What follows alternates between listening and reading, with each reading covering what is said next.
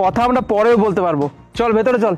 আরে বোন দাঁড়া, ব্যাগ তুই কেন নিচ্ছিস? মা তো আছেই। তুমি আপুর ব্যাগটা নিয়ে ভেতরে আসো, কেমন? সারাদিন কোনো কাজকর্ম করো না, ব্যাগটা নিয়ে ভালো মানুষের মতো ভেতরে আসো। আপু চল।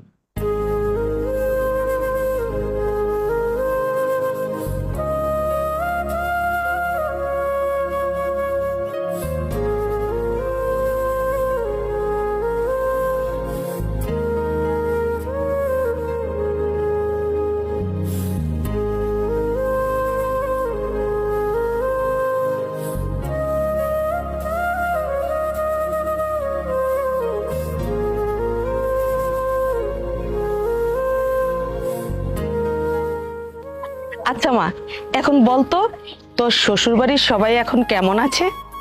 মা সবাই ভালো আছে। ঠিক আছে। কি ব্যাপার মা, তুমি এখানে কি করো? কিছু না বাবা, ওর সাথে গল্প করতে